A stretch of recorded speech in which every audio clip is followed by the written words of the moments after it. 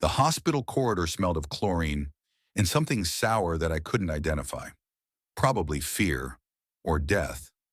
In my 42 years as a carpenter, I'd gotten used to all sorts of smells, fresh sawdust, varnish, even mold in old houses. But this smell was special. It entered my lungs and stayed there, reminding me that life is as fragile as glass.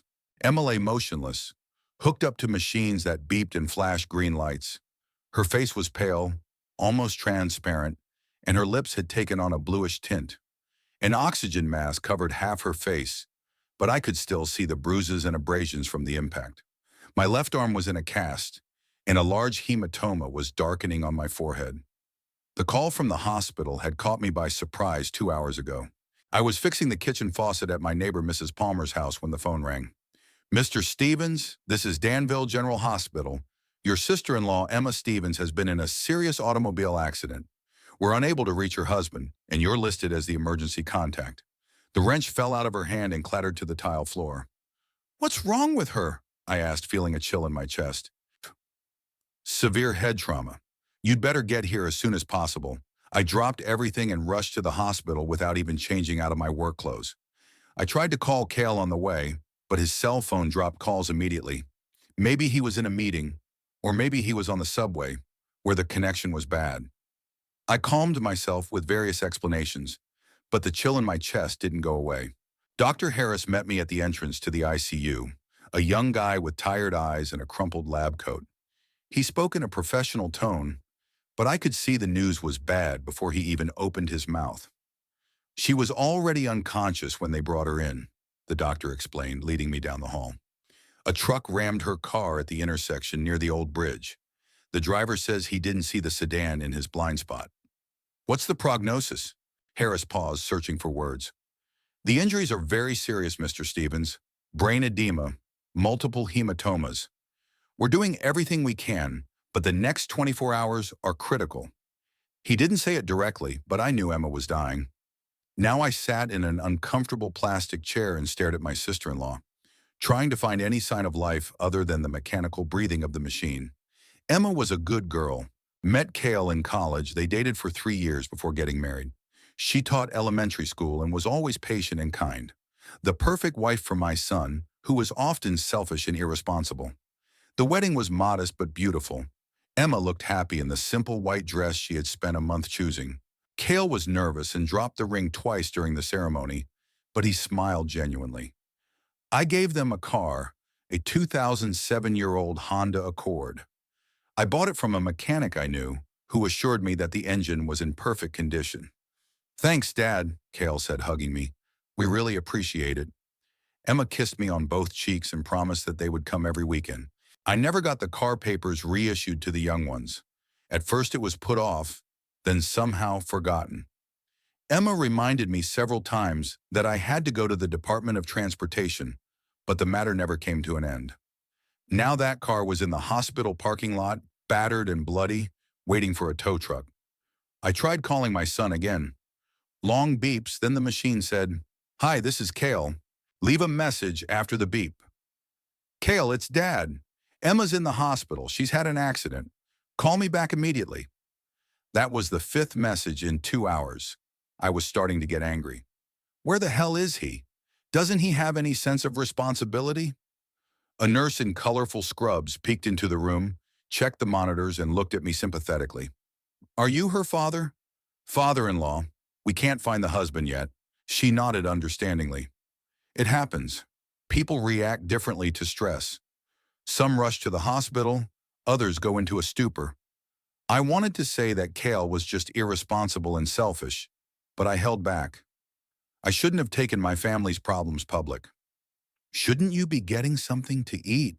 the nurse suggested. "There's soup and sandwiches in the cafeteria. You've been here a long time." "Thank you, but I'm not hungry." She nodded and walked out, leaving me alone with Emma and the monotonous beeping of the machines. I tried to imagine where Cale might be. At work? But it was Friday. The workday was over. At home? Then why isn't he answering his cell phone? At the gym? Cale sometimes went there after work, but he usually left his phone behind. Maybe his battery's dead. or he's down in the basement somewhere with no signal. Or maybe he just left his phone in the car. I ran through reasonable explanations, but they seemed less and less convincing by the minute. Dr. Harris returned an hour later with the results of another examination. His face was even more grim than before. "The swelling is increasing," he said quietly. "We've administered the drugs, but there's no response yet. Meaning, if the situation doesn't improve by morning, we'll have to consider more drastic measures." He didn't specify what kind of measures, but I could tell from his tone that he was talking about surgery with minimal chance of success. "And the husband never showed up?" Harris asked. "No. I left him a few messages." The doctor shook his head. "I know it's hard, but family should be there for you at times like this.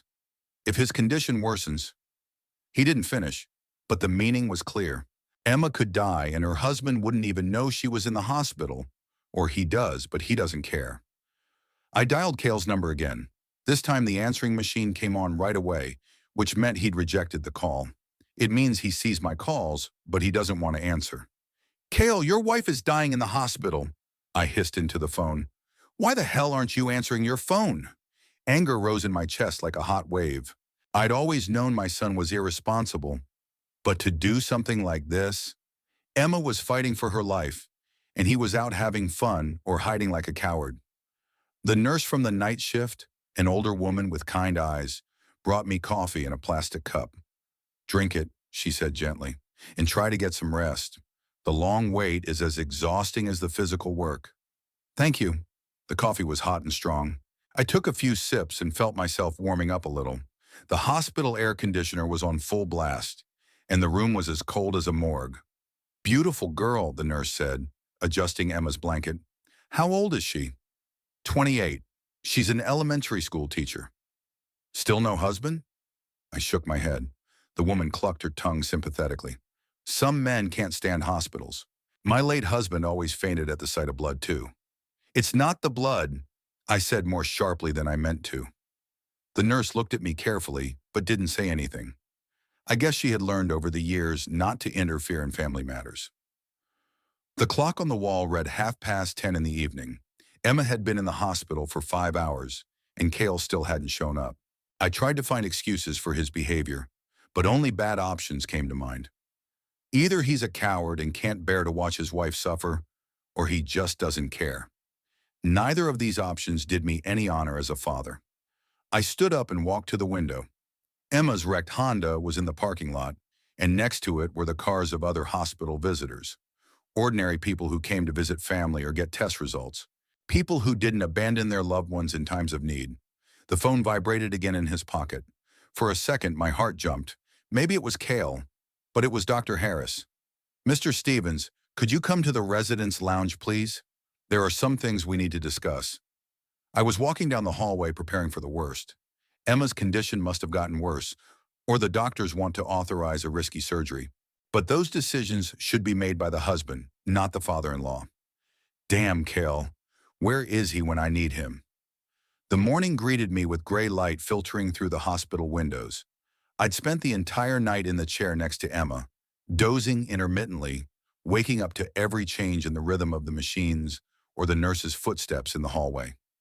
My back ached from the uncomfortable position, and my mouth had the nasty taste of hospital coffee from the machine. Emma's condition hadn't changed.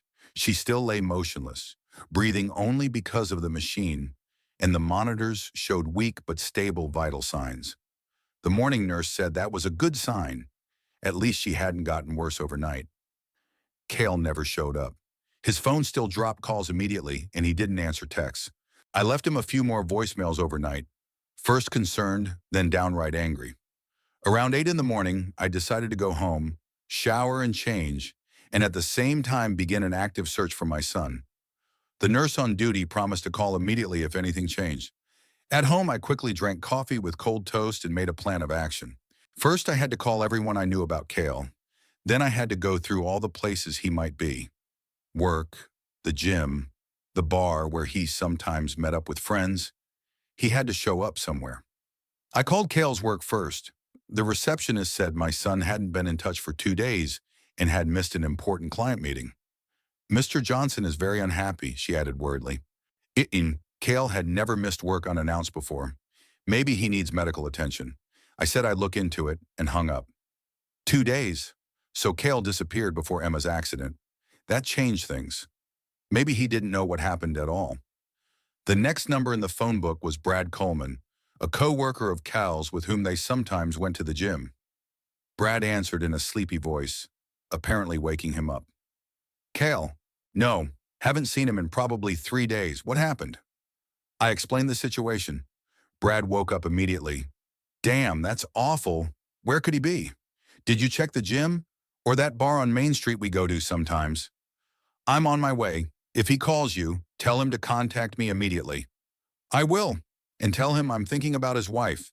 Emma's a good woman, so I called every other friend and acquaintance of Kale's I could remember. The result was the same. No one had seen him in the last few days. Some didn't even know he was married, which spoke volumes about how little my son talked about his personal life. So I got in my old pickup truck and set out to find him. The first stop was the office where Kale worked, a 2-story red brick building in Danville's business district. The security guard said Mr. Stevens hadn't shown up for work in 2 days, and his car wasn't in the parking lot. The gym was located in a shopping center on the other side of town. The receptionist, a young girl with bright makeup, checked the computer and shook her head.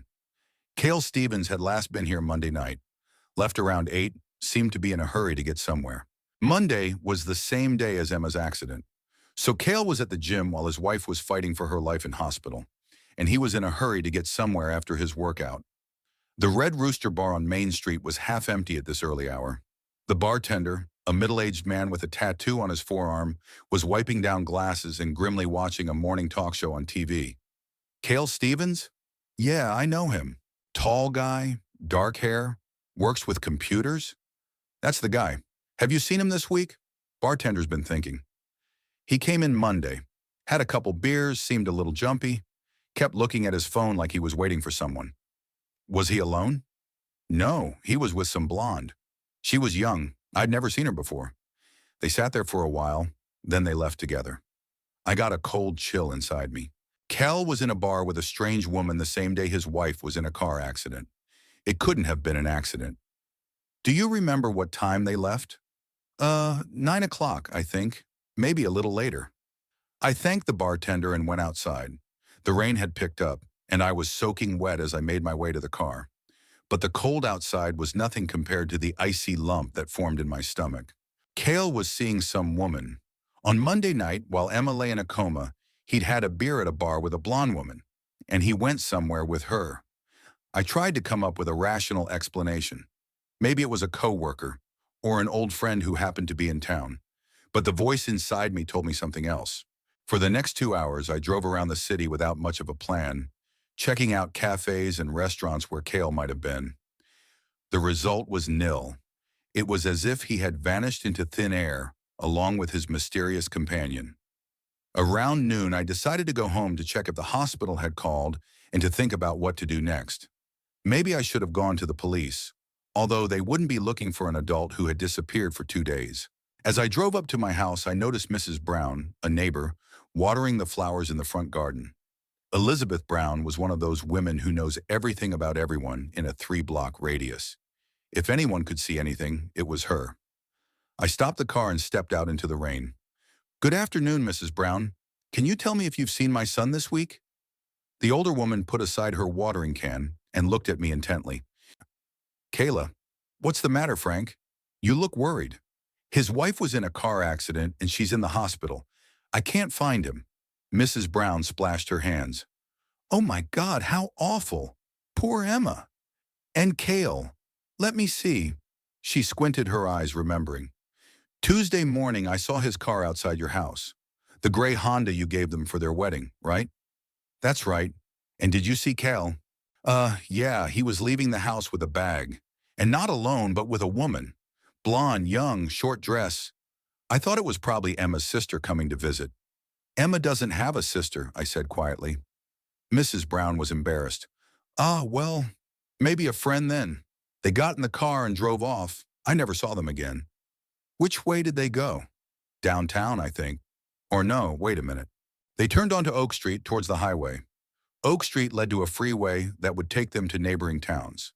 If Cale had gone there with the bag and the strange woman, he was obviously planning to stay a long time. Mrs. Brown, what time was this approximately? Early in the morning, about 7 o'clock. I was just making coffee and looked out the window. I thought it was odd. Cale usually goes to work on Tuesdays, but here he was riding with some girl.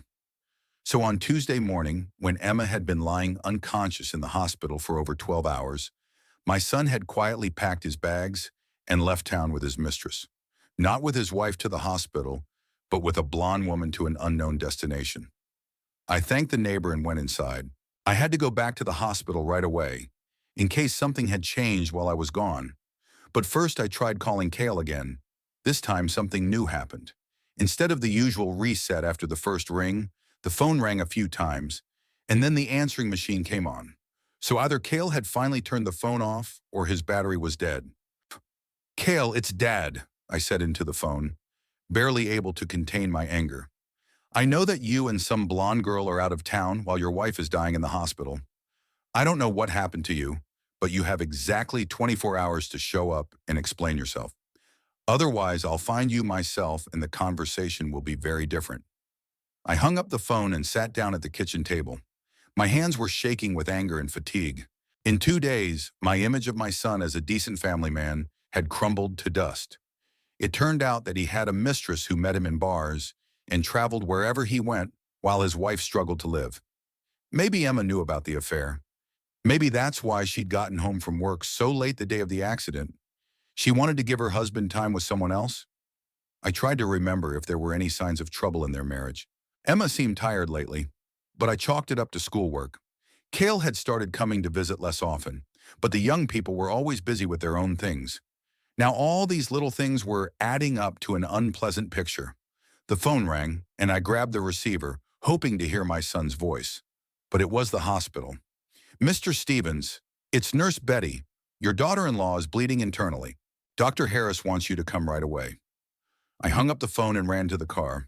On the way to the hospital, I dialed Cale's number over and over again, but the phone was off. Wherever he was, whatever he was doing with his blonde, his wife could die in the next few hours, and he didn't even know it. Or he did, but he didn't care. Dr. Harris met me at the hospital with a grim face. The internal bleeding had stopped, but Emma's condition had deteriorated dramatically. Her blood pressure had dropped, her pulse was thready, and the monitors showed alarming readings that I didn't know how to decipher, but I knew they meant the end was near. "We've done everything we can," the doctor said quietly, "but the organs are starting to fail one by one. If the husband wants to say goodbye..." "I'll find him," I promised, though I didn't know how. I spent the next few hours at Emma's bedside, holding her cold hand and thinking about where my son might be hiding. Calls to his friends and coworkers yielded no results. No one knew where he might have gone. The police refused to search for him, saying that an adult has the right to go missing if he hasn't committed a crime. That evening, when I was getting desperate, Brad Coleman called. "Frank, I think I remember something," he said excitedly. "Cale mentioned some waitress from the Sunnyside Cafe the other day. Said she smiled at him when he ate lunch there. The Sunnyside Cafe was in the old section of town, a 20-minute drive from the hospital. It was a small 50s-style establishment that served simple home-cooked food and was mostly frequented by workers from nearby businesses. I got there around 8 in the evening. Behind the counter was a middle-aged woman with a tired face and gray roots showing through her red paint. "Excuse me, can you tell me if a young blonde girl works here? A waitress?" The woman looked at me incredulously. "And who are you? Are you the husband?" "No, I'm looking for my son. I think he might be with your employee." "Tiffany, I think you mean. She's off today, taking a few days off. Said she had to go to her aunt's house in Springfield." Springfield was about an hour from Danville, a small town where you could easily hide if you didn't want to be found. "Do you know where she's staying? It's an emergency." The woman hesitated, then pulled a crumpled business card from her apron pocket. "Tiffy sometimes rented rooms to tourists over the internet. Said she could use the extra money. Maybe you could try looking through these websites." The business card had a phone number and email address printed on it. I thanked the woman and went home to use the computer. After half an hour of searching the internet, I found Tiffany Lee's profile on a rental site. A 24-year-old with blonde hair and bright makeup was offering rooms at the Pine Grove Motel in Springfield. Judging from the photos, it was a cheap drive-through establishment that didn't ask too many questions and took cash payment. I wrote down the address and drove to the hospital again to check on Emma's condition before I traveled further. Dr. Harris said there were no critical changes, but there wasn't much time left. Probably a few hours, 24 hours at best. The drive to Springfield took an hour plus. I drove down the night highway, clutching the steering wheel and running through my head what I would say to my son when I found him. Anger mixed with disgust and pain. How could he do this?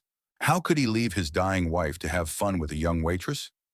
The Pine Grove Motel looked even worse than the pictures on the internet. It was a one-story building with peeling paint and a neon sign with half the letters off. There were a few old cars in the parking lot and a familiar gray Honda Accord. The car I'd given my son for his wedding. The car he was supposed to drive to work and take his wife shopping. Instead, he brought his mistress here. There was a sleepy clerk on duty at the motel office who reluctantly informed me that Mr. and Mrs. Johnson were renting room 12. Apparently, Cale hadn't even bothered to come up with an original alias. I walked along a row of doors lit by dim streetlights and stopped in front of number 12. Muffled voices and laughter came from behind the door. Someone had turned on the TV, and some funny music from a comedy was playing. I knocked on the door. The voices inside were silent. "Who's there?" Cale's voice came out, a little hoarse from drinking. "Open up! It's Dad!" There was a long pause. Then the sound of furniture being moved in whispers. Finally, the lock clicked, and the door opened to the width of the chain. His son's face appeared in the gap, unshaven, with reddened eyes. "Dad, how did you find me?" "Open the door, Cal." He hesitated, then removed the chain. I entered the room, and the first thing that caught my eye were the clothes scattered on the floor and the empty beer bottles on the nightstand. On the bed, a young woman with disheveled blonde hair was hiding under a blanket. She looked at me fearfully with big blue eyes. Tiffany, I guess," I said without looking at her. "The waitress from the cafe." The girl nodded, pulling the blanket tighter around her. "Cale, get dressed. Your wife is dying in the hospital." The son backed away from the window like a hunted animal. "Dad, I can explain everything." "Explain?" My voice broke into a scream. "What's there to explain, Cale? Emma's been in a coma for 3 days, and you're here having fun with that girl." "Don't call me that." Tiffany flared up. "I didn't know he was married." I looked at her with contempt. "Did the wedding ring on his hand make you uncomfortable?" The girl looked at Cale's hand in confusion. There was no ring on his finger. "Where is the ring?" I asked my son. Cale remained silent, avoiding my gaze. Tiffany realized something and pulled the blanket up to her chin. "Cal, you said you were divorced," she whispered, "that the ex-wife lives in another state." "Shut up," my son snapped at her. "You don't understand the situation." "Situation?" I grabbed him by the shoulders and shook him. "What situation do I need to understand? That my son turned out to be a despicable liar who left his dying wife for a whore from a coffee shop?" "Don't you dare say that." Cale pushed me away and backed away. "You don't understand anything. Emma, we haven't gotten along in a long time. She was always nagging me, controlling my every move." "Is that why you took a mistress?" "That's why I found someone who understands me." He pointed to Tiffany, who was huddled on the bed. "Tiffy doesn't make a scene, doesn't hold me accountable for every penny I spend." "Tiffy," I repeated in disgust. "You can't even pronounce her name right. How old is she, Cale? 20? 22? She's 24, and that's none of your business." "What is my business is that your legal wife is in the emergency room and could die any minute, and you're here drinking beer and banging a girl who could be your daughter." Tiffany sobbed and started picking up her clothes from the floor. "I don't want any part of this," she muttered. "Cale, you tricked me." "I didn't trick anyone," his son shouted. "I told the truth. Our marriage was over a long time ago. We just didn't get a divorce." "When was it over?" I came right up to him. "Last week? When you first slept with that girl? Or before that? How many have you had, Cale?" He was silent with his lips pressed together. "Answer me. How many times have you cheated on your wife?" "That's none of your business." he exploded. I'm a grown man and I can decide who I want to be with. A grown man, I repeated bitterly. Grown men don't leave their wives in the hospital. Grown men don't lie to their mistresses about being single. Tiffany got out of bed, pulling her jeans on over her underwear. I'm leaving, she announced. Kale, don't call me again. Tiffy, wait! He tried to hold her back, but she pulled away. Get away from me. I will not be the mistress of a married man. She grabbed her purse and ran out of the room, slamming the door. We were alone. See what you've done? Kale turned to me with fury. You made her leave. I couldn't believe my ears. Me? Kale, your wife is dying. Don't you realize what's happening? I do, he said quietly, and that's why I'm here. What? He sat on the edge of the bed and put his face in his hands. I can't watch this, you know?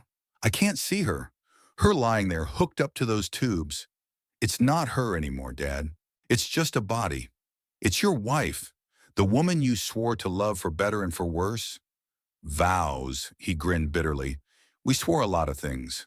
But in reality, we turned out to be very different people. Is that why you took a mistress?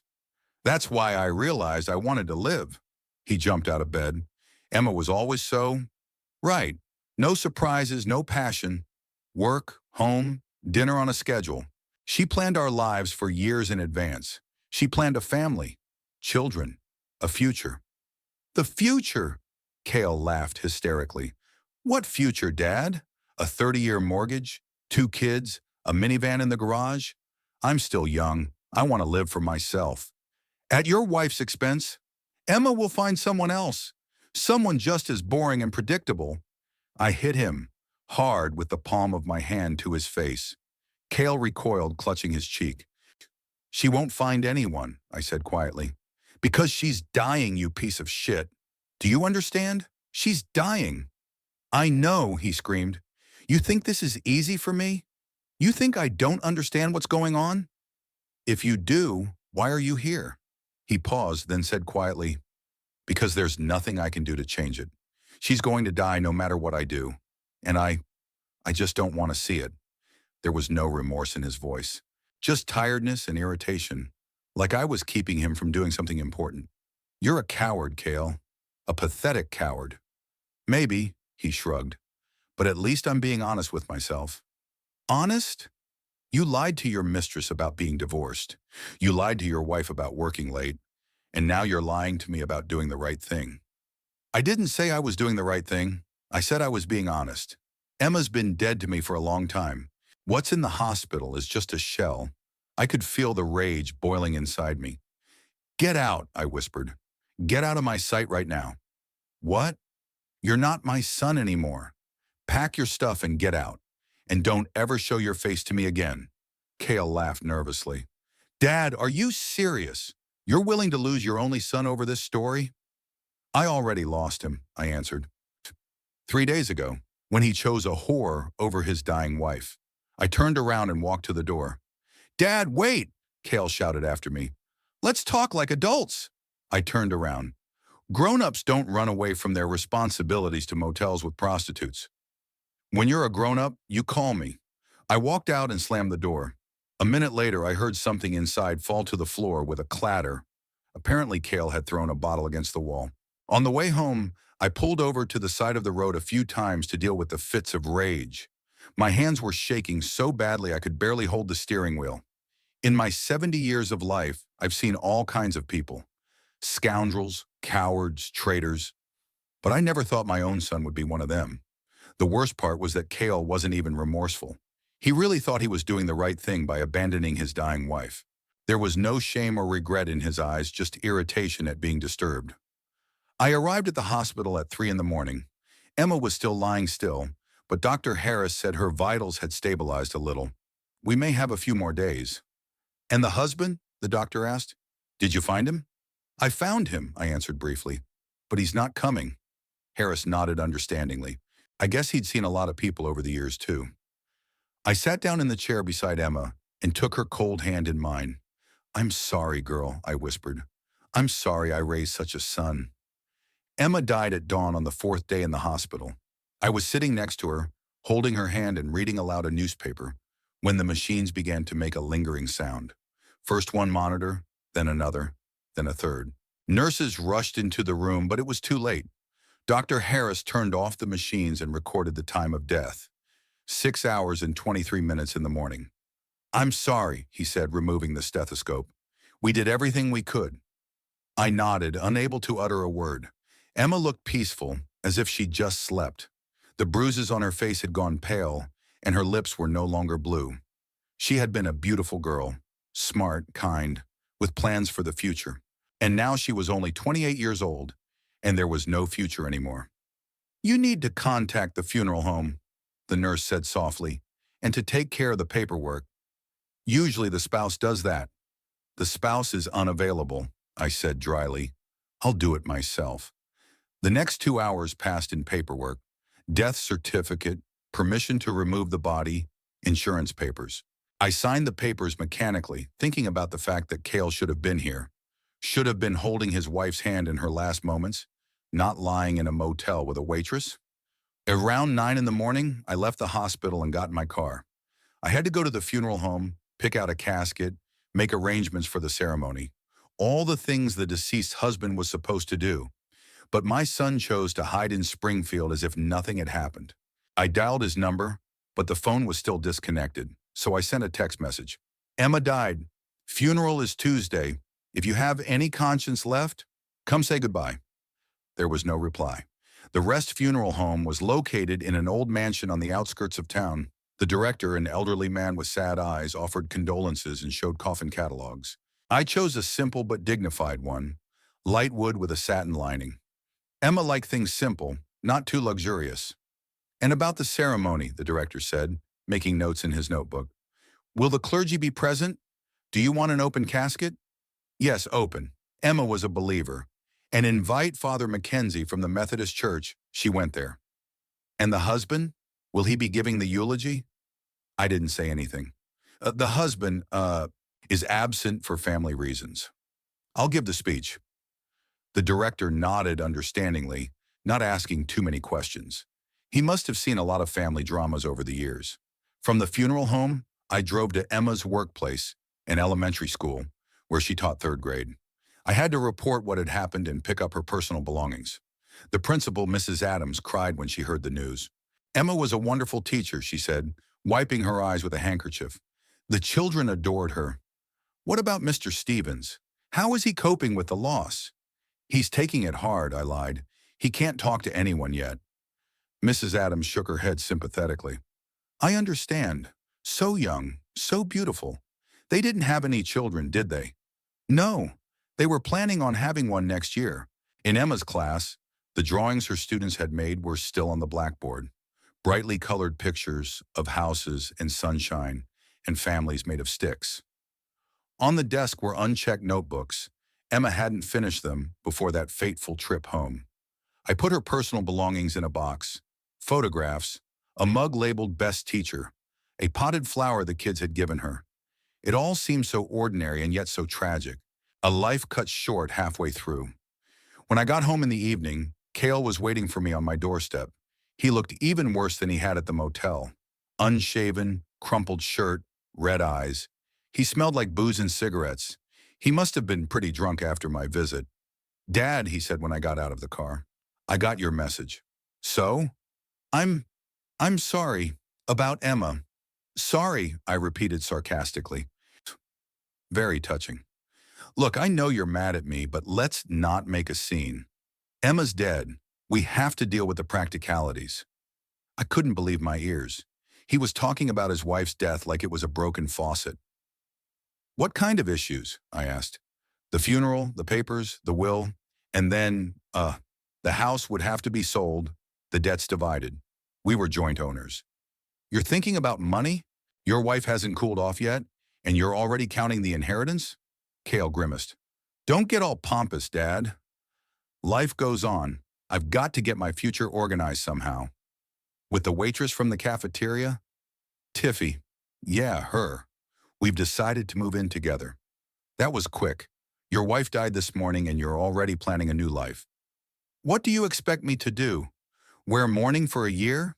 Emma's not coming back no matter what I do." There wasn't an ounce of sadness in his voice, Just practicality and a slightly irritated weariness. When is the funeral? He asked. Tuesday, at the Methodist church. That's good, I'll be there. Don't, don't embarrass yourself in front of people. Cale flared up. That's my wife. I have a right to be at her funeral. Rights are earned. You lost your right when you left her to die alone. She didn't die alone. You were there for her. Me? I was there for her husband, who was banging a girl in a cheap motel. We stood on my doorstep and yelled at each other like market women. The neighbors looked out of their windows, attracted by the noise. That's enough, Cale said, lowering his voice. Let's go inside and talk quietly. No, we won't. You're not my son anymore. Dad, why are you being such a baby? Yeah, it wasn't perfect, but not perfect? I grabbed him by the pecs. You betrayed your dying wife.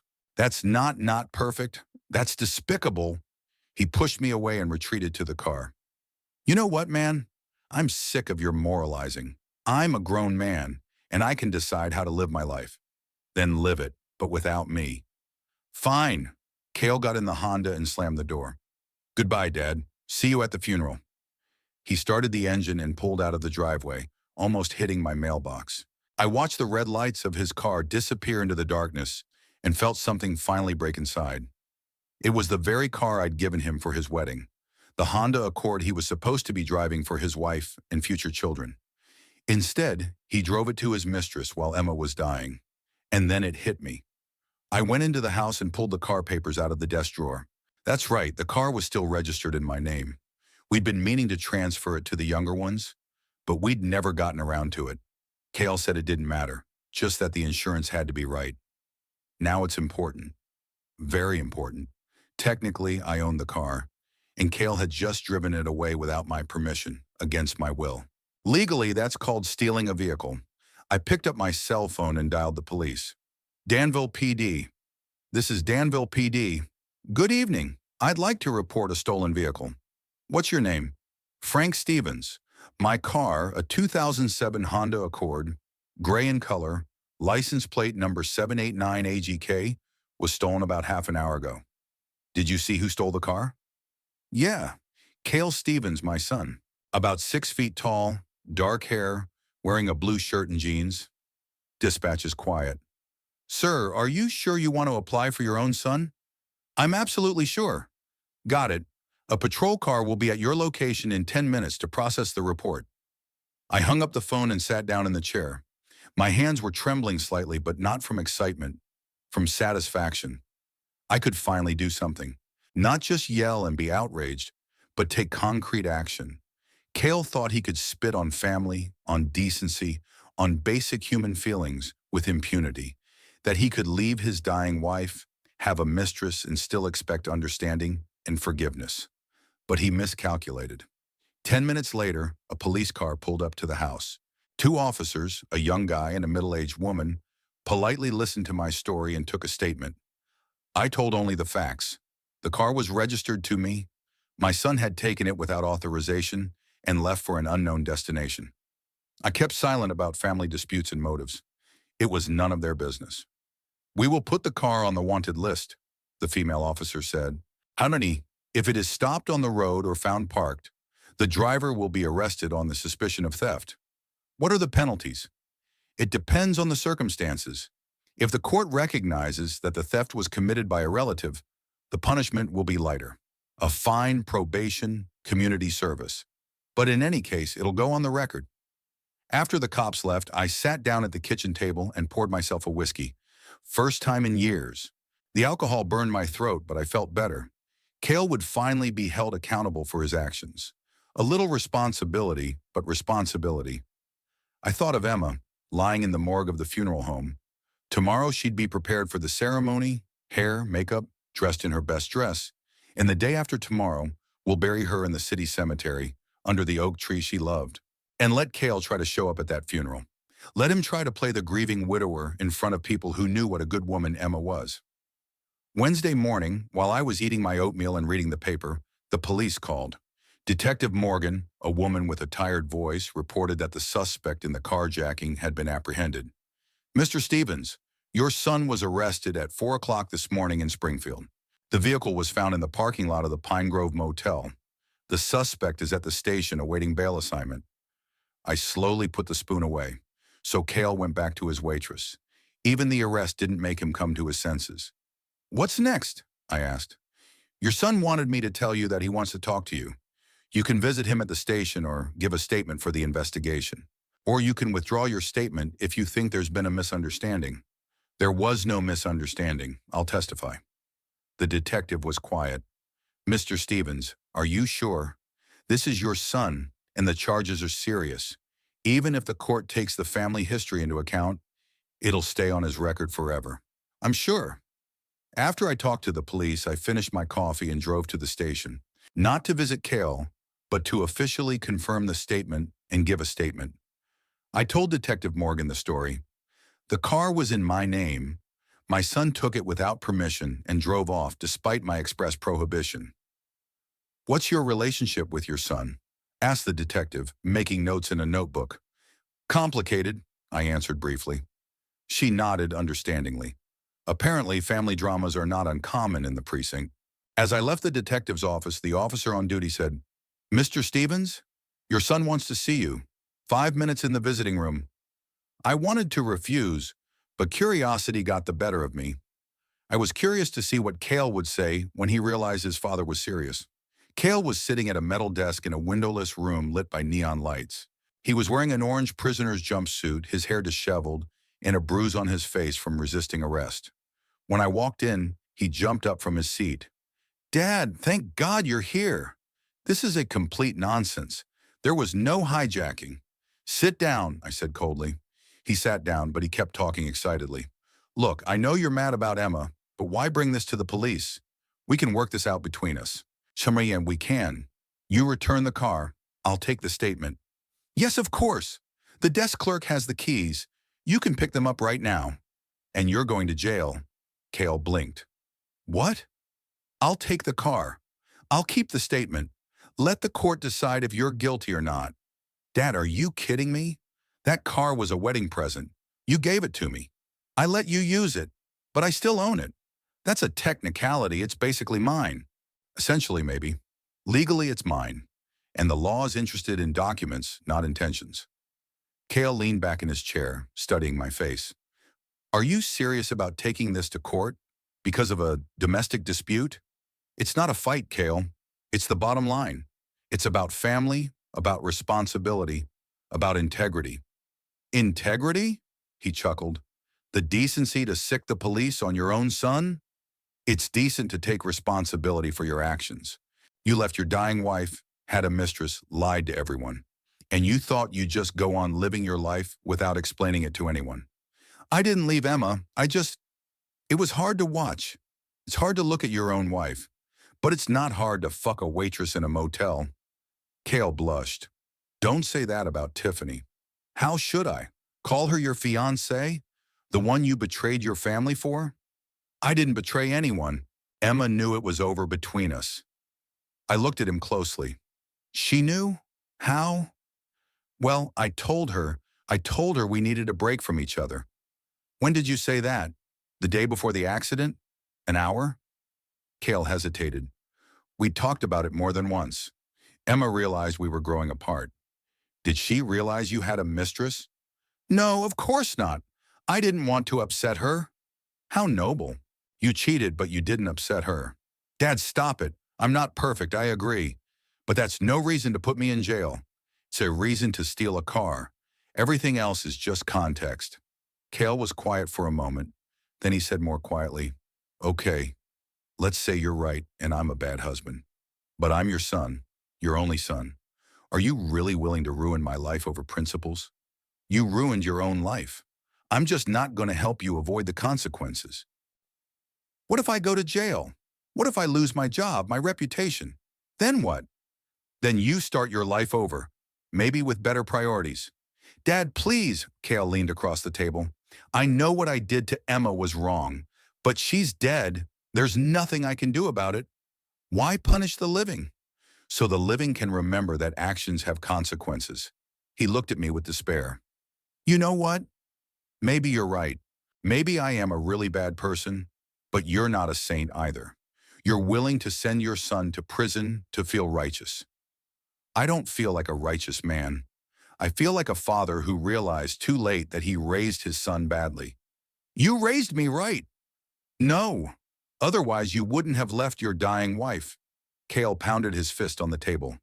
How many times do you have to talk about Emma? She's dead. Do you understand? She's dead. And no amount of reporting her to the police is going to bring her back to life. But they can resurrect your conscience. Conscience? He laughed hysterically. You want to teach me conscience with prison? I want you to be held accountable. At least some responsibility. The door opened and a guard walked in. Time's up, he said. I stood up, but Cale grabbed my arm. Dad, don't go. Let's talk about this calmly. There's nothing to discuss. The decision's been made. But it's your car. If you take the report, the police will drop the case. I will when you've done your time.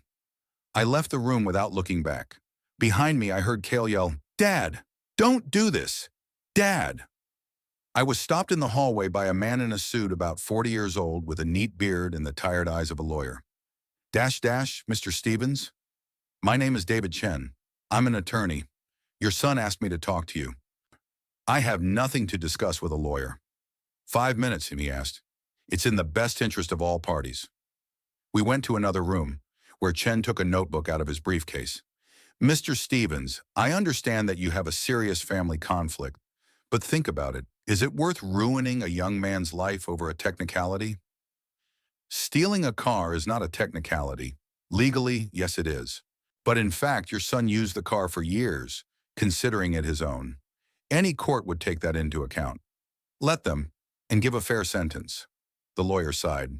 Mr. Stevens, I've been a family lawyer for 20 years.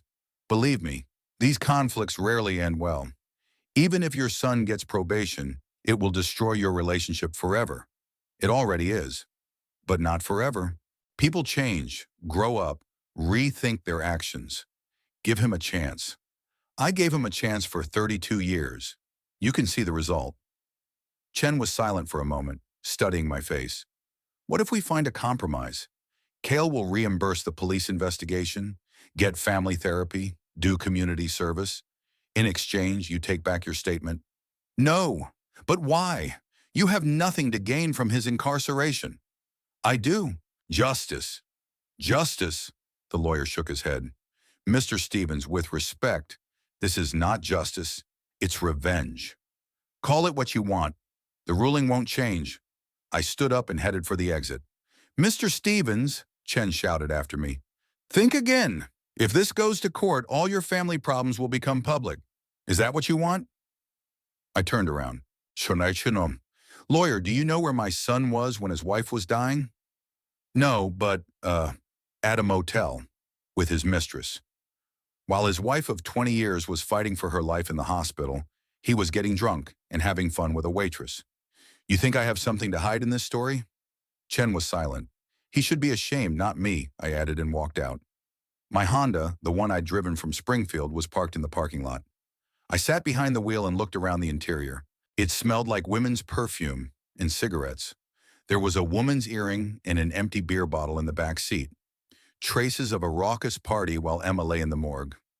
I tossed the trash in the trash can and drove home. I stopped at a gas station on the way to wash the car inside and out. I didn't want the smell of cheating to linger in it. At home, another call from the lawyer was waiting for me. Chen asked to meet again, talking about the possibility of a pretrial agreement. I said there was no reason to meet and hung up. Then Cal called. His voice was hoarse from crying or screaming. Dad, I talked to a lawyer. He said I could be looking at up to 3 years. You could. 3 years in prison for a car you gave me, for disrespecting my family and my wife's memory. What does Emma's memory have to do with it? This is bullshit. Emma died thinking her husband loved her. While you were having fun with a whore, if that's not desecration of memory, what is? Cale was quiet. Dad, please, I'll do anything. I'll get treatment for alcoholism. I'll see a psychologist. I'll get a better job. Just don't ruin my life. You ruined your own life. The moment you chose a waitress over your dying wife. But you can fix it. There's no resurrecting Emma. I don't care about the rest. You're not a monster. You have a heart. I do. And it's broken. By you. I hung up and turned off the phone. I didn't want to hear any more. The decision had been made, and I wasn't going to change it. Tomorrow was Emma's funeral, and the day after tomorrow was Cale's preliminary hearing. Let's see if he shows up in court, and what he'd say to justify himself to the judge. Emma's funeral was held Thursday under gray skies that threatened rain every now and then. The Methodist church was half full. Emma's colleagues from school, a few neighbors, distant relatives I barely knew. Father Mackenzie gave a beautiful eulogy about what a good teacher Emma was, how she loved children and dreamed of a family of her own. Cale wasn't at the funeral. I had specifically asked the police not to release him on bail until Friday, explaining that I didn't want a scandal at the ceremony. Detective Morgan went along with it, saying the bail hearing could be moved up a day. As they lowered the casket into the ground, I thought about how Emma deserved a better life, a better husband who loved her truly, not cheated on her with the first waitress she met. She could have had children, a house with a white picket fence, a happy old age. Instead, an early death in a grave under a rainy sky. After the cemetery, the people dispersed quickly. Mrs. Adams from school hugged me and said she would miss Emma. Several teachers expressed their condolences and wondered how the deceased's husband was holding up. I answered evasively that he was having a hard time and couldn't attend the ceremony. That evening, as I sat at home going through Emma's photographs to make a memorial album, Detective Morgan called. "Mr. Stevens, your son will be out on bail tomorrow morning." Bail was posted by his girlfriend, the same Tiffany Lee, $15,000. So the waitress had some money, or she borrowed from a relative. Lovers will do anything for each other, even if it's based on a lie. "When's the hearing scheduled?" "And next Monday. Your testimony is very important, Mr. Stevens. Without it, this case could fall apart. I'll be there. I'll give all the testimony I need." Friday was quiet. I sorted through Emma's things I'd picked up from school, answered condolence letters, arranged with the bank to close her accounts. The legal formalities of death proved surprisingly complicated and bureaucratic. Around 6 in the evening, a cab pulled up to the house and Cale stepped out of it. He looked bad, even compared to that day at the station. He was gaunt, his eyes red and sunken. He was dressed in the same suit he'd been arrested in, only now it looked wrinkled and dirty. He walked slowly like an old man, though he was only 32 years old. I watched him from the kitchen window and waited. Cale stood on the porch for about 5 minutes, gathering his courage. Then he walked up the steps and knocked on the door. "Dad, it's me. Can you open the door, please?" I opened the door, but I didn't invite him in. "What do you want?" "To talk." "Dad, I need to talk to you." His voice was shaking. 2 days in a cell must have been sobering. "Talk here." "Why don't we go inside? It's cold outside." I looked at the neighbors' windows. I really shouldn't have put on a show in front of the whole neighborhood. "Come on in." But not for long. We went into the living room. Cale sat on the edge of the couch, and I stood by the fireplace. "Dad, I want to apologize," he began quietly. "For everything. For Emma, for the car, for disappointing you. Apology accepted. You can go." "No, wait." He stood up. "I'm not just apologizing. I want to make things right. Emma can't be resurrected. I know that. But I can change myself. Be a better person, the way you want me to be." I looked at him carefully. There was a sincere plea in his eyes, but I no longer believed his words. "What are you suggesting?" "I'll leave Tiffany. I'll get a normal job. I won't drink anymore. I'll go to church. I'll visit Emma's grave every week. Take care of her." "Why?" "To make amends." "And if I take the statement?" Cale's revitalized. "Yeah, if you take the statement, I'll do whatever you say. I'll report to you every day. Like a little boy? If I have to, yes." "Dad, I realize what I did was terrible. Emma didn't deserve what I did to her. You're right, I was being selfish." He spoke fast, heatedly, waving his arms. But there was something about his manner that I thought was playful. He was too good at choosing his words, too precise in hitting his pain points. "Cale, did you love Emma?" The question caught him off guard. He hesitated. "Of course I did. She was a good wife." "That's not an answer. Did you love her like a man loves a woman?" "Dad, what difference does it make now? She's dead. The difference is whether you're telling the truth or lying again." Cale was silent for a moment, then said more quietly, "In the last few years, I don't know. Maybe I didn't love her. We've become different people. When did you stop loving? Before you met the waitress or after?" "I don't know exactly. It was a gradual thing." "Do you love Tiffany?" He's blushing. It's different. She's young, she's fun, she's easy. But if I had to, I'd break up with her." "Break up with her for what? For money? For Emma's inheritance?" "No, for you, for my family." "What family, Cale? You said yourself you didn't want us." "I was drunk. I didn't know what I was saying." "Drunk's up to his knees, sober's up to his ankles. There's truth in wine." Cale came closer to me. "Dad, why are you acting like a stranger? I'm your son. I'm your only son. Are you really willing to lose me over one mistake?" "One mistake? You cheated on your wife for months, lied to me and to her. You left her for dead in the hospital. You stole a car. That's one mistake? Okay, multiple mistakes. But people make mistakes. People get better. Some people do. And some people are just better liars." Cale's eyes filled with tears. "I'm not lying. I'm truly ashamed. I realized that I acted like an asshole." "Realized where? In prison?" "Yes, in prison. I did a lot of thinking there." "Thinking about what?" "About what a bad person I was. About how I disappointed everyone who loved me. That Emma deserved a better husband." Tears ran down his cheeks. Maybe he was truly remorseful. Or maybe he was just afraid of prison. "Cale, answer me honestly. If you hadn't been arrested, would you have come to Emma's funeral?" He wiped his eyes with his sleeve. "I don't know. I guess not. It would have been hard for me." "Would Tiffany have gone with you if you'd made up your mind?" "No, she doesn't understand family obligations. She's young. And you chose her over your dying wife." "Yes, I did." Cale got angry. "Because Emma made me feel old. She was always talking about kids and a house and retirement plans. And I'm 32 years old and I want to live. At whose expense? My own. I have a right to happiness. At the expense of other people's misery? Emma would be happy without me. She would have found someone else. She wouldn't. She's dead." Cale was silent. The mask of remorse fell from his face, and I saw the same indifference I'd seen in the motel. "All right," he said coldly. "Suppose you're right, and I'm a bad man. But what do you gain by sending me to prison? It won't bring Emma back to life. And you won't change." "I won't change." He agrees. "Because there's nothing to change. I'm just a man who wanted a little happiness. At the expense of my wife. At the expense of anyone. It's every man for himself in this life." "Now you're telling the truth." "Yes, the truth. And you know what? I'm not ashamed. Emma was a boring woman who sucked the life out of me. And Tiffany is young and beautiful and fun.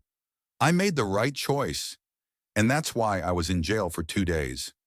Because of your revenge. Not because of what I did." I nodded. "Thank you for your honesty.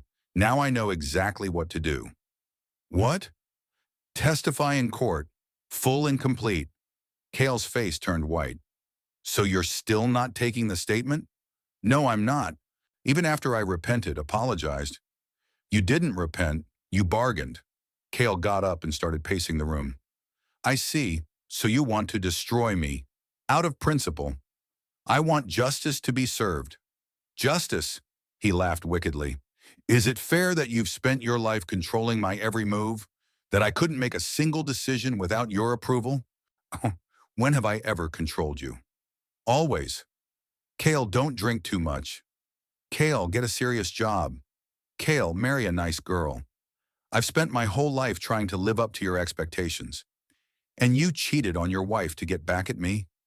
I cheated to feel free, to do what I want to do, not what you approve of.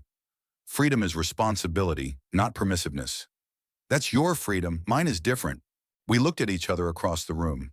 There was anger and resentment in his eyes built up over the years. Maybe he really did think I was to blame for his problems.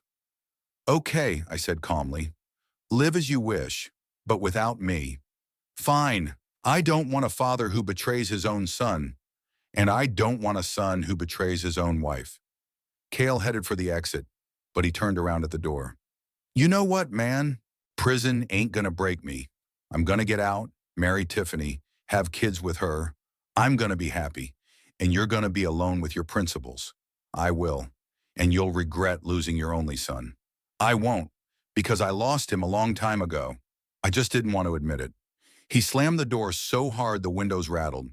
A minute later, I heard the sound of a cab pulling away. I sat back in my chair and closed my eyes. The conversation had been hard but necessary. Everything was clear between us now.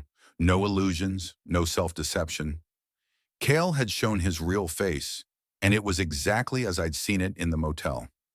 A selfish man who justifies everything he does with his own desires. A man who prioritizes his own pleasure over other people's pain. A son who blames his father for his own failure to be decent. Maybe I really was too strict a parent. Perhaps my demands seemed excessive to him, but I didn't teach him to lie, cheat, or abandon his loved ones. Those were lessons he'd learned on his own. Now he had to wait for the trial and testify. Full, fair, and ruthless. Let the judge decide if Cale deserved leniency, and I would move on with my life. Alone, but with a clear conscience. The trial was set for Monday morning at 10 o'clock.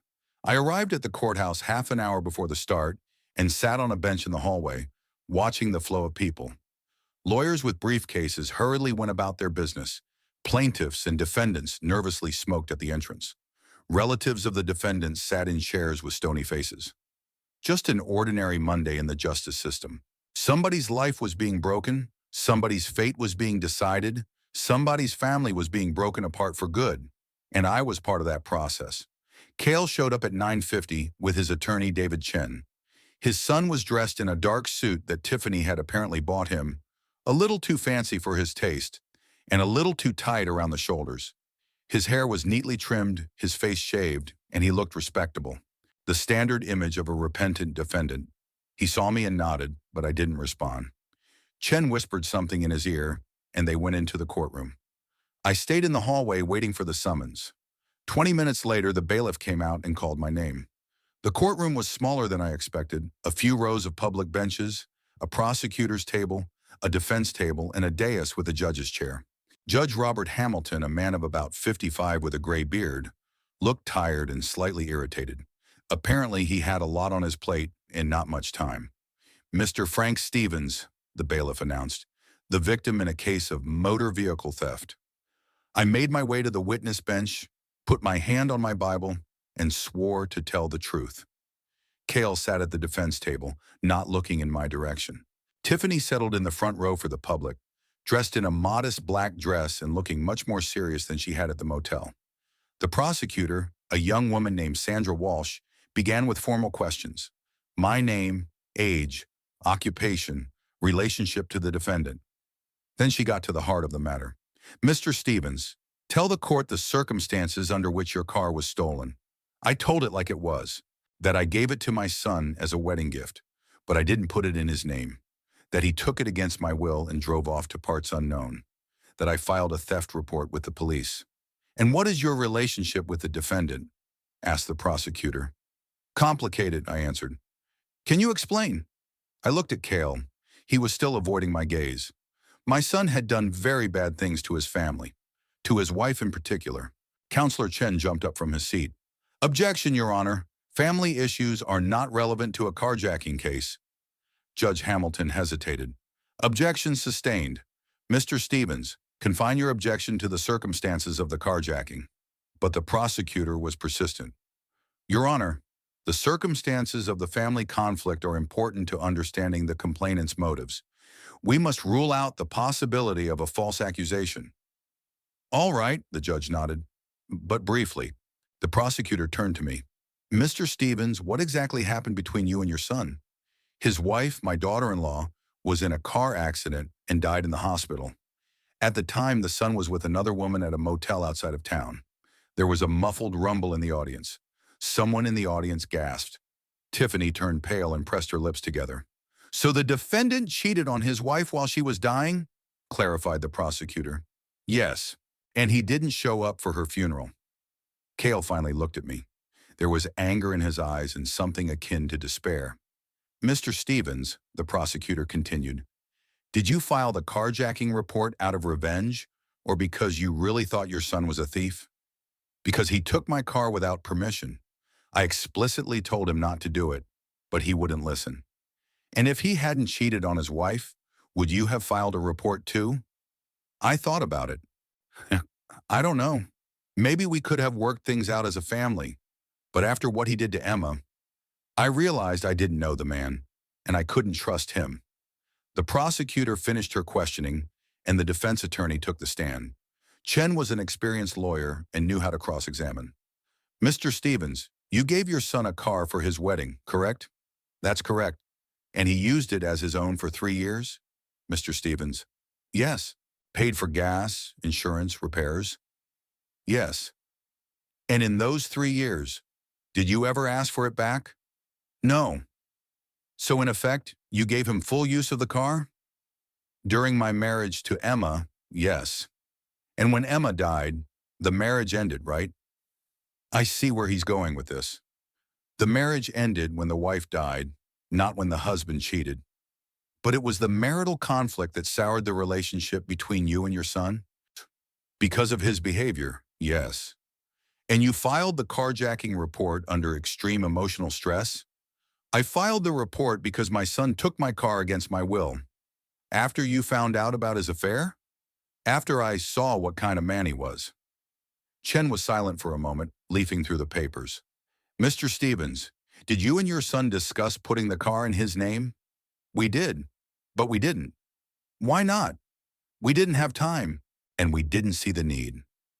So you delayed the paperwork yourself? We both did. And if the car had been registered to your son, there would have been no theft? If only there had been, but it's in my name. But you had the intention of passing it on to your son? I did, until he showed his real face. Counsel looked at the judge. Your Honor, this is a family dispute, not a felony. My client made a good faith misrepresentation about his automobile title. Judge Hamilton leaned back in his chair. Mr. Stevens, if your son apologized and promised to make amends, would you withdraw the statement? I thought about the answer. I had been asked that question several times before, and each time I answered it differently. No, Your Honor, because he already apologized and promised, and then he broke those promises. So you don't believe he's sincere? I don't. All he's sorry for is getting caught. Cale jerked in his chair, but the lawyer held him back with a gesture. The judge nodded. I see. You may step down, Mr. Stevens. I got off the witness stand and sat down in the audience to hear the trial to the end.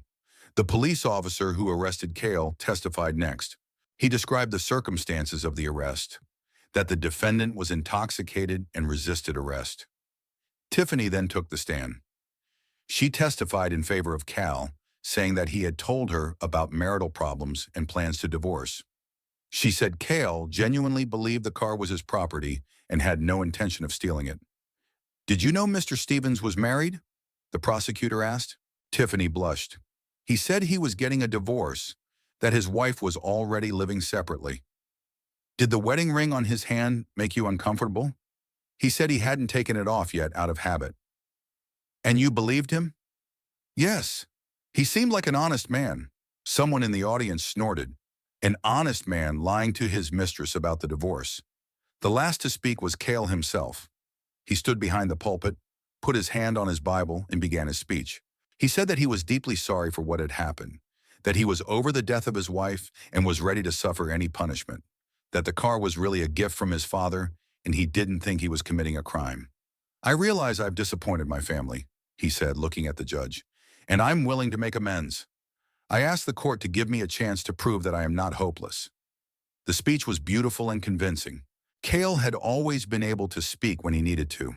As a kid, he'd gotten out of trouble at school. As a young man, he'd made excuses to girls. Now he was begging for leniency from the judge. The judge listened to the closing speeches of the prosecutor and defense counsel, left for a conference, and returned half an hour later. Defendant, stand up, he said. Cale rose, his hands trembled slightly. The court finds you guilty of theft of a motor vehicle, committed under extenuating circumstances. Taking into account the family relations with the victim, the absence of intent for permanent possession of the property, and pure-hearted repentance, I sentence you to 1 year of imprisonment suspended with a probationary period of 2 years. A sentence of 120 hours of compulsory community service is also imposed. Cale exhaled in relief. The suspended sentence meant that he would not go to prison unless he committed new crimes. In addition, the judge continued, during your probation, you are prohibited from consuming alcohol, from leaving the county without permission from the probation office, and you are required to report your activities monthly. The judge banged his gavel. The meeting was adjourned. People began to disperse. Tiffany ran up to Cal and hugged him. Attorney Chen shook his hand and said something about it ending better than one might expect. I stood up and headed for the exit, but Cal called out to me, "Dad, wait!" I turned around. My son was walking toward me across the hall, leaving Tiffany at the defense table. "Dad, are you happy? Did you get what you wanted?" "The court gave me a fair sentence," I said. "Fair? A year's probation for a domestic dispute? Summer for stealing the car. And what you did to Emma." Cale came right up to me. "What did I do to Emma? Cheated on her? Half the men cheat on their wives. That's not a crime. You left her to die alone. She would have died anyway, with or without my presence. But you should have been there for her, like a husband." "Like a husband?" Cale laughed bitterly. "Was I a husband when she nagged me every day? When she controlled every penny? When she turned my life into a boring routine? Emma loved you. Emma loved her image of the perfect family, not me. Is that why you took a mistress? That's why I found a woman who accepts me for who I am." He pointed to Tiffany, who was waiting for him at the door. "Dad, you ruined my life. But I'm not giving up. I'm going to start a new family. I'm going to be happy. And you. You'll be alone with your principles." "I will," I agreed. "And you'll regret it for the rest of your life." "I won't?" Cale looked at me with despair and anger. "Do you really not love me anymore?" The question caught me off guard. I thought about the answer for a long time. "I do," I said finally, "but the boy I raised, not the man he's become. I'm the same man." "No, you're not. That boy would never leave his loved ones in distress." Cale was silent for a moment, then said more quietly, "What if I do change? Become a better person? Would you give me another chance?" "Change. We'll see." "How long do I have to do that?" "As long as it takes." He nodded and held out his hand for a handshake. I looked at his palm, then into his eyes. "It's early," I said. "Not yet." I walked around him and headed for the exit. Cale shouted after me, "Dad, I'm your son after all." I didn't look back. Prosecutor Sandra Walsh caught up with me in the hallway. "Mr. Stevens, thank you for your testimony. Without it, we wouldn't have gotten a conviction." I just told the truth. "I know it wasn't easy, testifying against your own son." I shrugged. "And do you think the verdict was fair?" I asked. "For a first offense, yes. If he violates the terms, he'll go to prison for the full program. And if he doesn't, then in 2 years he'll have a clean record. He can start his life over." I nodded and walked toward the exit. It was sunny and warm outside, a real spring day. People were hurrying about their business. Kids were playing in the park across from the courthouse. Life went on. Cale walked out of the building a few minutes later with Tiffany. They were standing on the steps talking about something. The girl was saying something quickly, waving her arms, and he was nodding and calming her down. I got in my car and drove home. In the rearview mirror, I saw them getting into a cab, probably on their way to celebrate the successful conclusion of the trial, or making plans for the future. And I was on my way back to my empty house with no one there. But it was quiet and peaceful, and I didn't have to blush for anyone. 6 months passed like a dream. Summer was replaced by fall. The leaves on the trees turned yellow and fell, and then the first snow fell.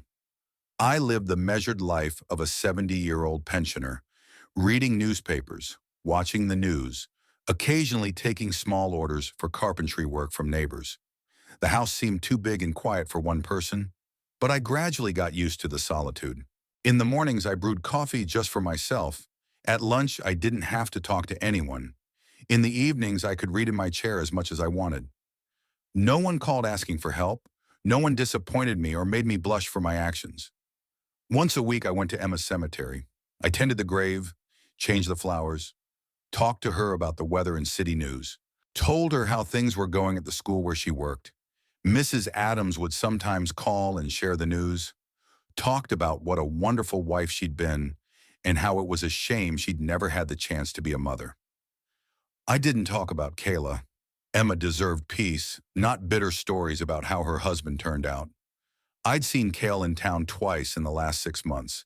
The first time was in September when I was grocery shopping at the supermarket.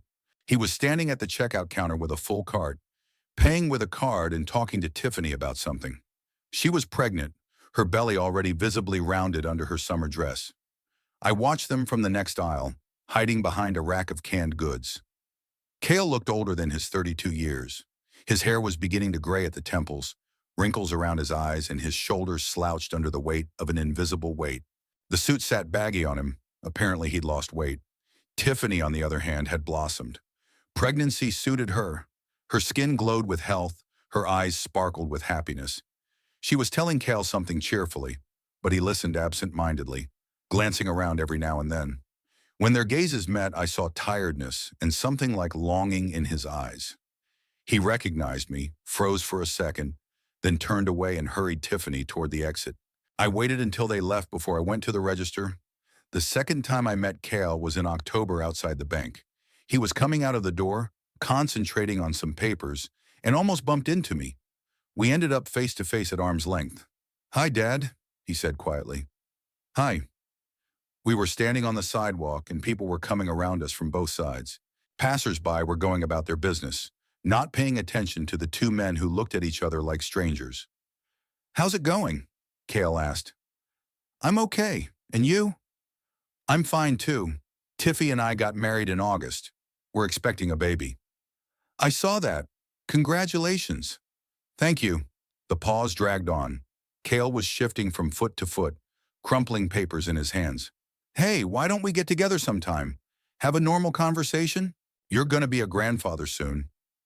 I looked at him carefully. His face was gaunt, dark circles under his eyes, and his hands were trembling slightly. I guess his conscience was making itself felt. "It's early," I said. "And when will it not be early?" "I don't know," Cale nodded sadly. "I see. Well, I'll see you around." He went to the parked car, new but cheap, obviously bought on credit. Tiffany was sitting in the passenger seat, writing something on her phone. When Cale got behind the wheel, she looked up and saw me, waved her hand with an uncertain smile. I didn't respond. After that encounter, I thought for a long time about whether I was doing the right thing.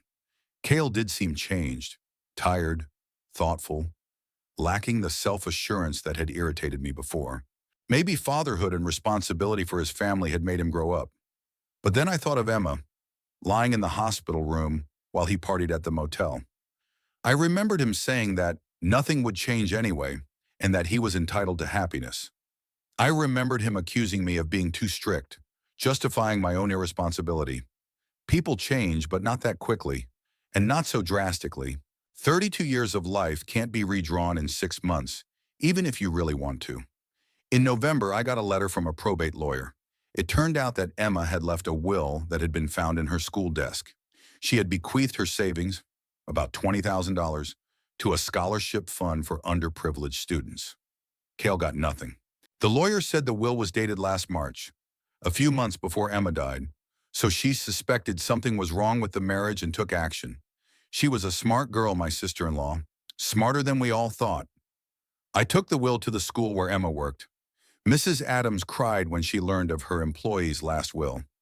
"Emma always thought of the children more than herself," she said. "Even after her death, she continues to help them." The scholarship is named in Emma's name. Each year, it will be awarded to 3 third graders who are doing well in school, but whose parents cannot afford the extra tuition. A plaque in the school hallway reads, "In memory of Emma Stevens, a teacher who believed in the future of her students." I attended the first scholarship award ceremony. 3 young children of 8 or 9 stood on the stage with diplomas in their hands and glowing with pride.